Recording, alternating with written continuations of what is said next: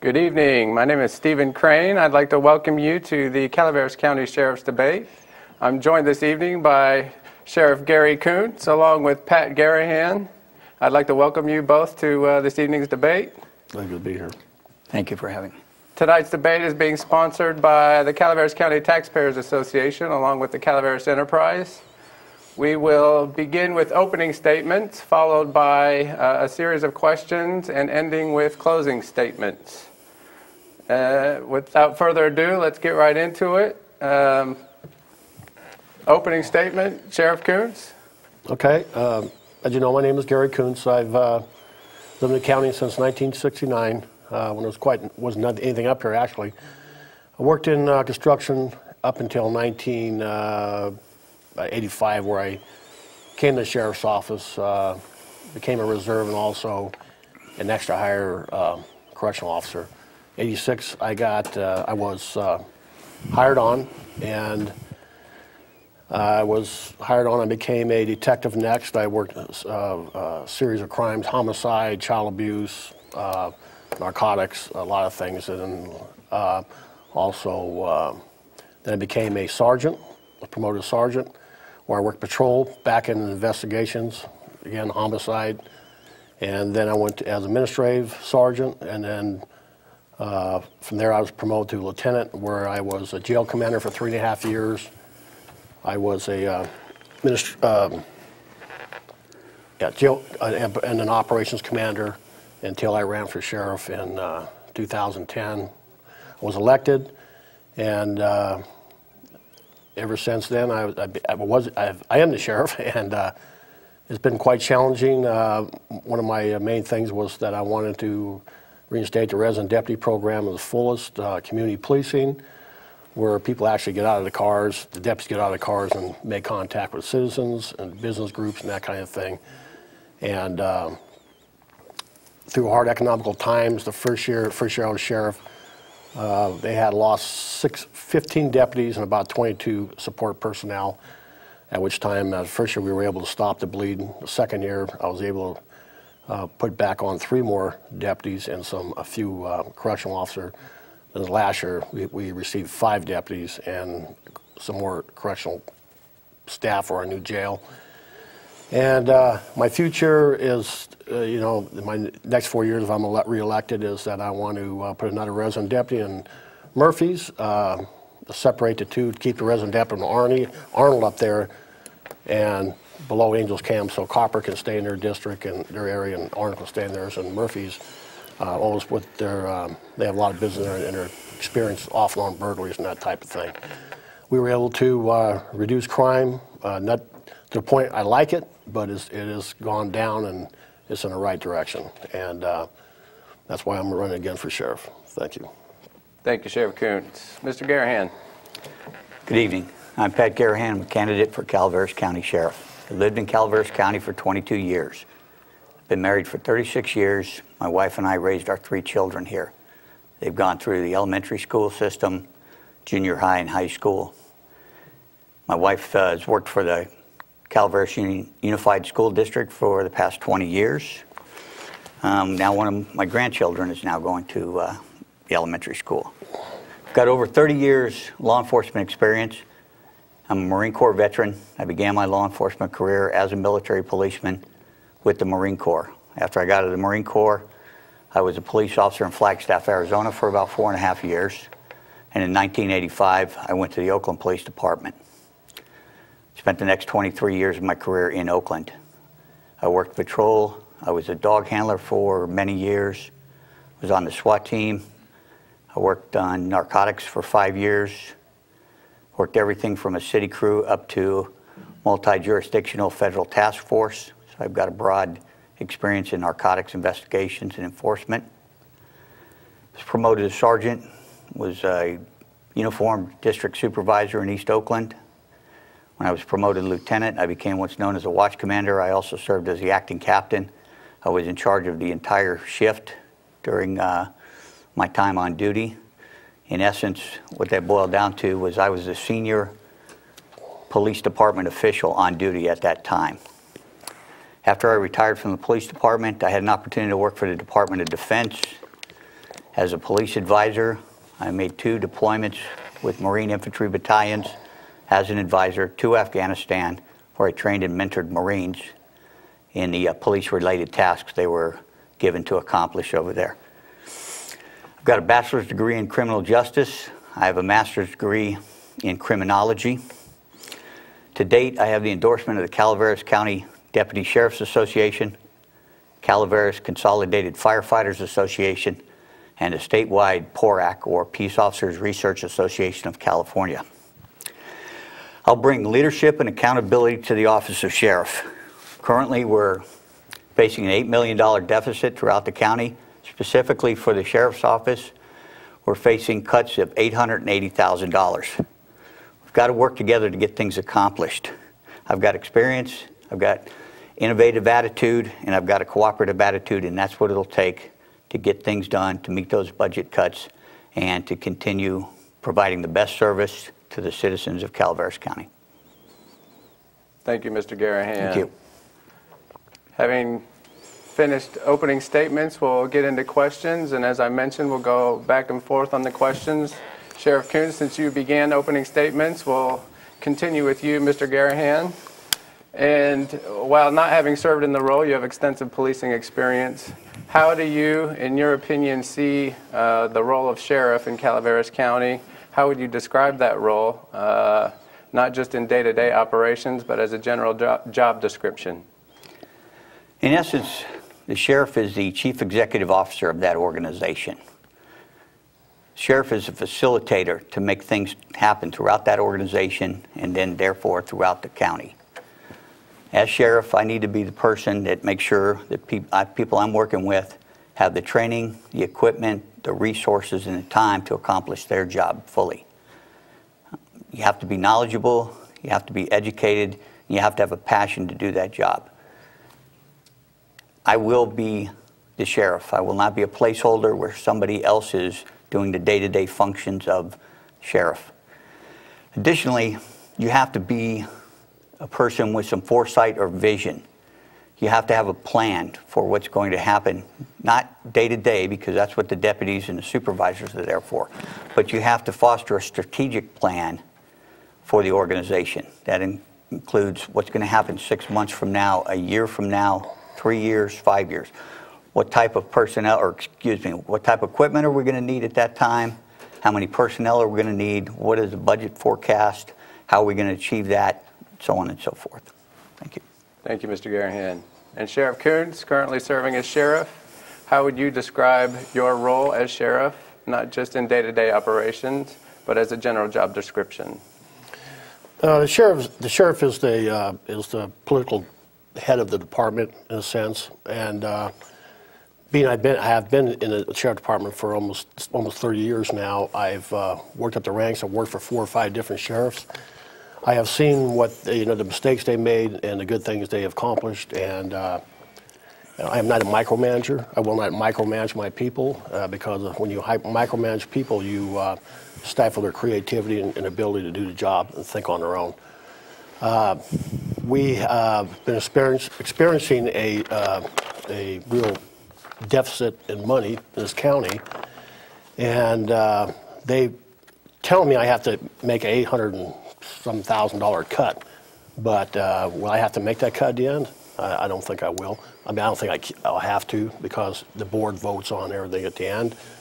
I have a good report at the board. They give me a lot of deputies, and equipment is, when it came down to, you want cars, you want deputies, I chose the deputies. We have cars, they're not the best, they're a little older, but you're not going to solve crime with new cars. You're going to solve crime with deputies on the street. And I chose to do that. I have also had to take over this jail project when I first became sheriff. it was just a groundbreaking ceremony. We had to go back and make many changes in the sheriff department and also the jail updates and such, and we've done all that. Do I have a lot more to do yet? Yes, I do, but I know I'm going in the right direction. And even though the Deputy Sheriff Association didn't endorse me, there are still quite a few who come to me on a daily basis, and they hunt me down and say, you know, we're with you. So, and also I have dispatchers, I have correctional officers, and I have other staff personnel that are behind me. Thank you, Sheriff Coons. And that's a natural segue into the next question. I know the county is facing financial problems, but beyond the financial problems, from a law enforcement perspective, what do you see as the biggest challenge or challenges facing the sheriff's office currently? Of course, it's funding. It's definitely funding, but again, you know, through my administration, we have, in the last 3.5 years, we have generated over $2 million in revenue ourselves by contracts, by you know, finding money here, grants, that kind of thing. And so if it wasn't for that, we'd be in a world of hurt. I feel that I don't always agree with the numbers when the county throws out at us, because after I received some numbers, you know, when my fiscal person, we went through some stuff, and we actually brought some Board of Supervisor members in, where we actually found like $800,000-900,000 that they didn't count that they had. So my suggestion back then was, hey, look, let's bring in a professional auditor. I'll pay for half, the county pay for half, and we'll go through it and see if we're really in that tight of a spot. And so what they realize that public safety is number one, especially law enforcement. You can't sell real estate, you can't do a lot of things if you have a high crime rate. It just won't happen. So, you know, that's the stuff I've been working on, and we're working on, you know, equipment. I just bought 5 new cars. We have to get them stickered up yet and get them on the street. And we need more? Of course we need more. But, you know, you can only do what you have. I have learned over the years that I can be very frugal. Actually, when I was a lieutenant, they always put me in positions where things had a lot of problems, and it was falling apart, and I went in and fixed them, and then they put me to another thing, to another division. Thank you, Sheriff Coons. And Mr. Garahan, same question. What do you see from a law enforcement perspective as the biggest challenge or challenges facing the sheriff's office currently? Well, I agree that it is the budget deficit. And the stance that my opponent's taking, that I don't think I'll have to make cuts, is exactly the wrong approach at this time. When I spoke to the CAO for the county, she explained to me in very clear terms that the next steps, if we didn't do anything, would be insolvency and bankruptcy for the county. When I spoke with the auditor, I asked her, how did we get into this position? And her statement was, through gross mismanagement. So something does need to change. We cannot say, I don't think I'll have to make cuts. We are at that position now where we have to make these cuts. We have to make the hard decisions, or we're going to be insolvent. Things can be done. It's just going to take innovation. We are going to be making cuts, but we have to focus on the retention of the people that we have here, keep them on the job so that we don't lose bodies, and then it creates more of a shortfall for us where we have to go over again, retrain new personnel, those type of things. While working on the budget cuts, working on retention of the personnel we have, we also have to stay focused on lowering the crime rate, working on reducing response times, opening up communication with the public through Neighborhood Watch, real, actual community policing programs that will be effective. So there's a number of things that we have to worry about, but first and foremost, it deals with the money. We have to solve that before we can go and move forth effectively on anything else. And as a follow-up question, acknowledging that cuts will likely come down, where do you start? Well, I've been told too that there's every dollar counts. So I found out that currently the county is spending about $17,000 for substations. Now the substations are manned primarily by volunteers. Some of them are free of charge to the county, but in all we're paying about $17,000. One of the concepts that I came up with, or it was suggested to me and I thought it was a good idea, was consolidating those with the libraries or moving them into fire stations.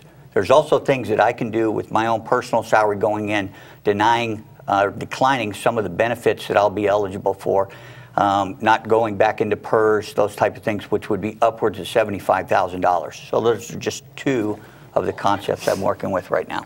Thank you, Mr. Garahan. And as a follow-up to you, Sheriff Kuntz, you implied that cuts may not have to be made. How do you keep your head above the water, so to speak, financially without making cuts? What I meant was cuts. We're going to do some cutting. I mean, our department's going to take some cuts, but I'm not going to lose any. The way it looks right now, I'm not going to lose any personnel. I'm going to be, you know, we have AB 443 money, which is we get $400,000 every year. It's basically was designed to population under 100,000 to keep the police officers up to scale with other bigger agencies. And we've been using some of that money. We've been saving for a long time. We've been using that, and we're going to use some of that and some salary savings until we get some more. Right now, we're down about 3-4 deputies, because deputies, we rehire them and they leave, because, you know, Stockton's hiring 175 deputies, and a couple people right now are trying to put in for them. They're paying more money. As far as the substations go, the Arnold substation is free, West Point substation is free, and Copper's free. We pay some on. Okay, what's it? Thank you, Sheriff Kuntz. That was a fast one. And returning back to the questioning order, Mr. Garahan, and speaking about some of the problems confronting the county, I know drug abuse in general and methamphetamine in particular has been a growing problem in the county. There often is a trickle-down effect into other crimes, robberies and such. What can be done to combat this problem and reverse this trend? Well, I think everybody in the county knows and acknowledges that there's a correlation between drug abuse and crime. I would say that there's a direct link between the number of burglaries and larcenies that occur throughout the county and drug abuse. We have AB 109. There's a number of programs that are built in with that. That's the state realignment of the state prisoners being housed and supervised at the county level now. A number of programs that go hand in hand with that can be used or utilized to combat some of the drug abuse, rehabilitation programs, so on and so forth. It kind of boils down to a numbers game too. Somebody that wants to help themselves, if they're a drug abuser, an offender, we can spend, say, $6,000 on a program to put them back on the right track. It makes far more fiscal sense than warehousing them in a jail, where it's going to cost us about between $40,000 and $45,000 a year to do it.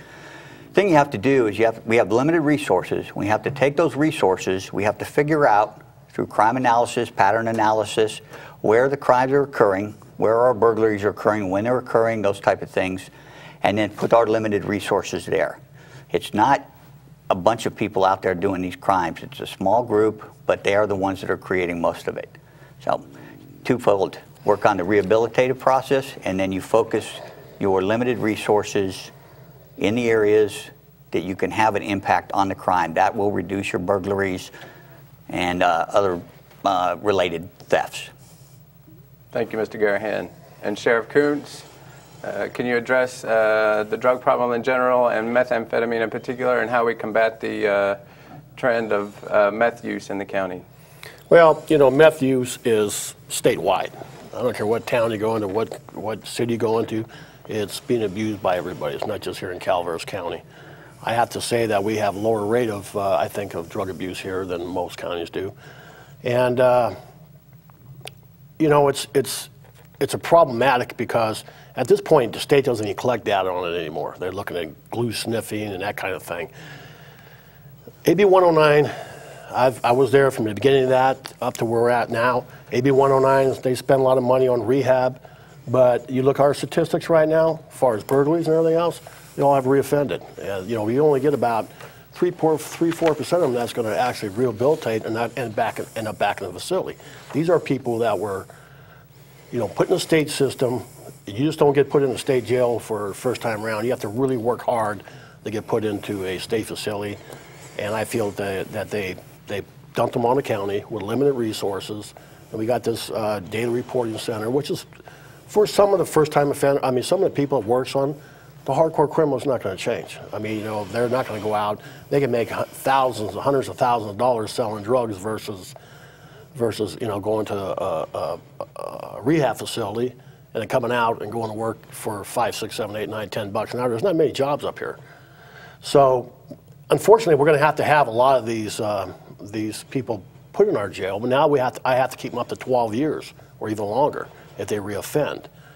I think some of the statistics on AB 109, by following real closely, they, you know, in other words, if a person gets out of prison, puts on an ankle monitor, doesn't create a new crime within a short period of time, and it doesn't get prosecuted, he has to get prosecuted and put in jail, there's success. Well, that's not always true. I mean, there's a lot of numbers game playing on there. I'm telling you straight. You know, we've been working on this AB 109 thing for a long time, and we're still working on it. Thank you, Sheriff Koontz. And both of you spoke about AB 109.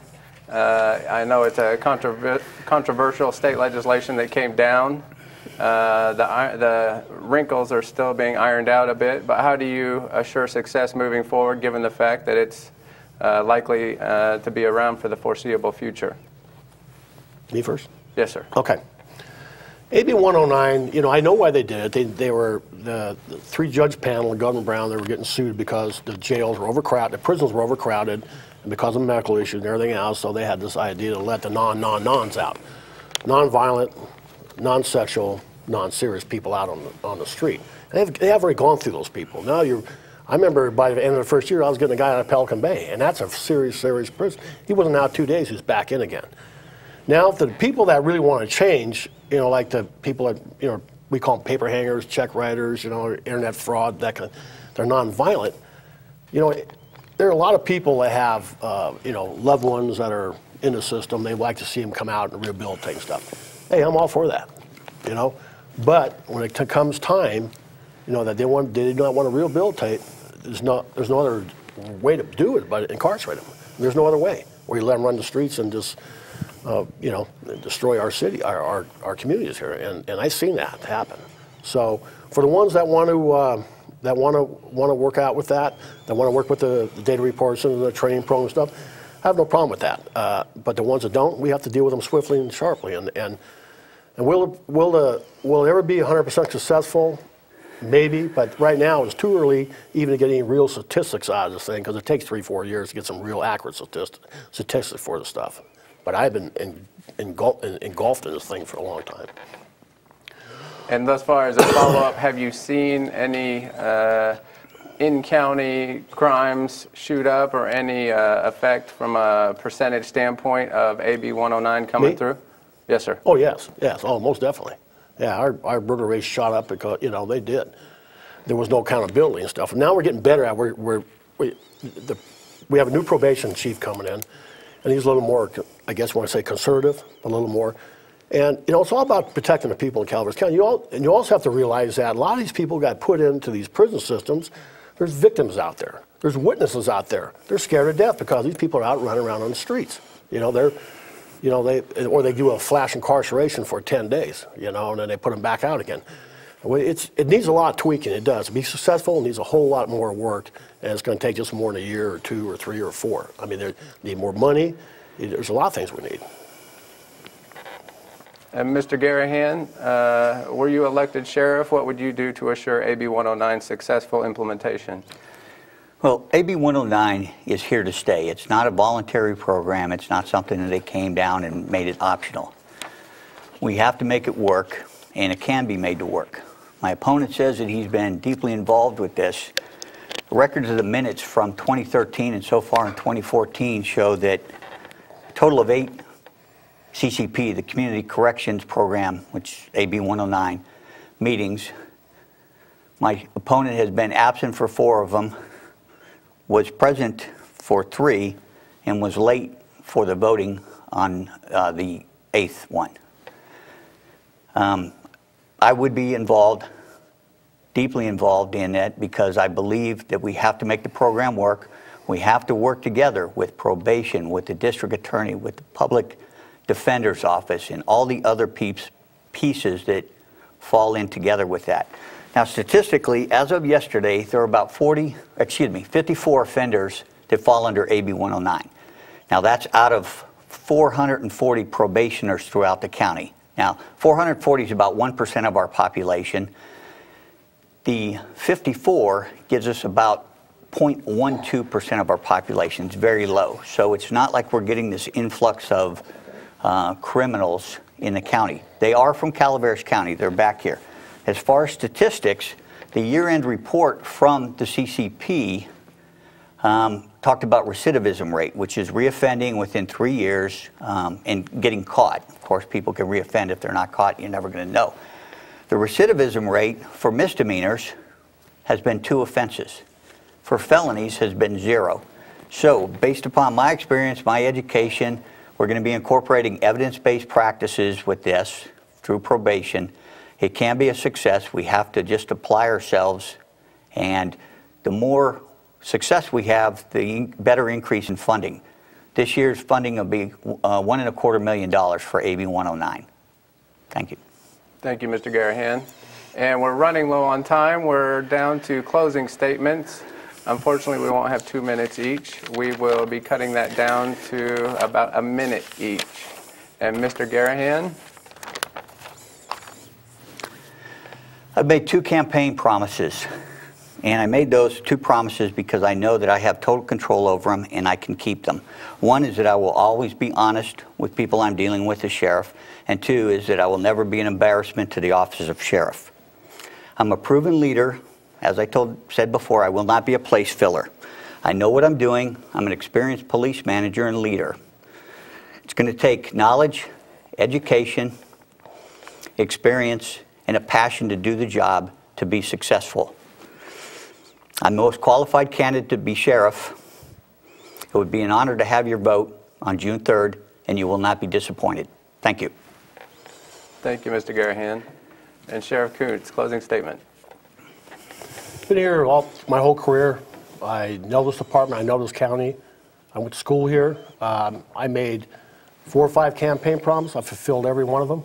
I put more deputies back on the street, and I have been a strong leader. Sometimes I have to make hard decisions that people don't like, but that's just the way it goes. And I've been here. I've done it, and I'm here to stay for another 4 years and continue on what I want to complete. And again, I have the experience.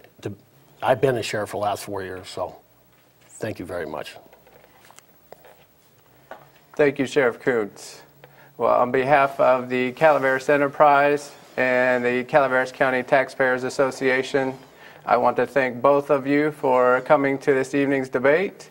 I wish you both the best of luck in the upcoming election, and I want to thank you for tuning in to this evening's program.